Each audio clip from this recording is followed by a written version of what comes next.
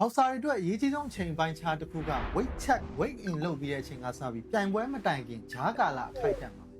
။ဘာလို့လဲဆိုရင် weight cut လုပ်ထားတဲ့ချိန်မှာဆုံးရှုံးထားတဲ့ရေဓာတ်ဓာတ်စားဓာတ်နဲ့ glycogen ဓာတ်တွေကိုပွဲမစခင်ပေးထားတဲ့နိုင်အချိန်ပိုင်းခြားလေးအတွင်းမှာအပြည့်ပြန်ဖြည့်နိုင်အောင်ကြိုးစားနေရလို့ပဲဖြစ်ပါတယ်။အဲ့ဒီ recovery phase မှာအာဟာရဓာတ်တွေကိုပြည့်ပြည့်ဝဝပြန်ဖြည့်မထားဘူးဆိုရင်ကစားသမားတွေအနေနဲ့ပွဲစဉ်အတွင်းမှာအားမရှိတာမျိုးမောပန်းလွယ်တာမျိုးဖြစ်ပြီးတော့စွမ်းဆောင်ရည်ကျတတ်ပါတယ်။ဒီနေ့မှာတော့ဘောက်ဆာတွေပွဲစဉ်အတွင်းမှာအကောင်းဆုံးရှင်ပြိုင်နိုင်ဖို့အတွက် weight check လုပ်ပြီးတဲ့အချိန်ပြိုင်ပွဲမစခင်ဂျားကာလ recovery phase မှာဘယ်လိုမျိုးစားတော့ရမလဲဆိုတော့ပြောပြပေးပါမယ်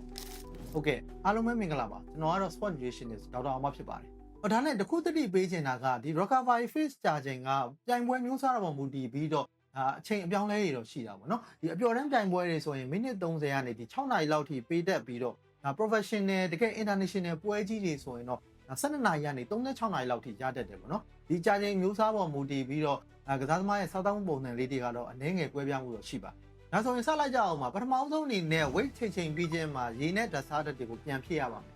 ရေကြီးတောက်မဲ့စား electrolyte တွေပါတဲ့sport drink ဓာတ်စားရည်တွေကိုနည်းနည်းချင်းစီနဲ့မှန်မှန်လေးတောက်ပေးရမှာမိနစ်30ကြားထဲမှာရေတစ်ဖန်ခွက်ခန့်240မင်းကို2နာရီကနေ3နာရီလောက်ကြာကြာတောက်ပေးရမှာနော်ဒါကတော့အကျန်းမြင့်ပေါ့ဘယ်လောက်ပမာဏကြီးကြတောက်အောင်လဲဆိုတော့ကစားသမားရဲ့ body weight နောက်ပြီးတော့သူ weight cut ကာလမှာဘယ်လောက် percent weight ချထားလဲနောက်ပြီးတော့ဒီ recovery phase က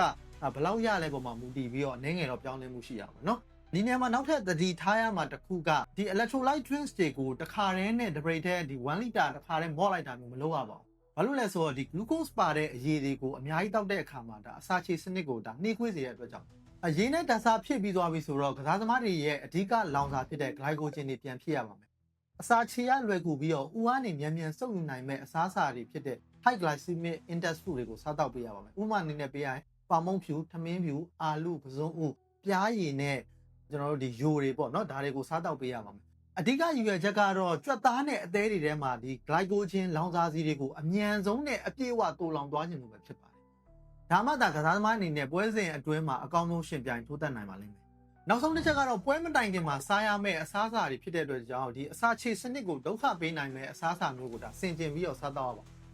အစီများတဲ့အစားအစာတွေနဲ့အမြင့်တက်များတဲ့အစားအစာတွေကိုရှော့စားမယ်။တားတက်ကိုအသင်းတင်စားပြီးတော့ကစီတက်ထမင်းကိုများများစားရမှာပေါ့နော်။နောက်ပြီးတော့ coffee chocolate gas ပါတဲ့အချိုရည်တွေနဲ့နောက်ဒီကြက်သွန်ဖြူကြက်သွန်နီနဲ့ပူတဲ့ဆက်တဲ့အစားအစာတွေကလည်းဘိုက်ကိုဒုက္ခပေးနိုင်တဲ့အတွက်ကြောင့်ဆင်ကျင်ပြီးတော့စားတောက်တဲ့အနည်းပြန်ချောရမယ်ဆိုရင်ဒီ recovery phase ကြာချိန်ပေါ်မူတည်ပြီးတော့ဒီစားတောက်ပုံစံတွေပြောင်းလဲသွားတဲ့ဆိုပေမဲ့လည်းအခြေခံကတော့အတူတူပါပဲ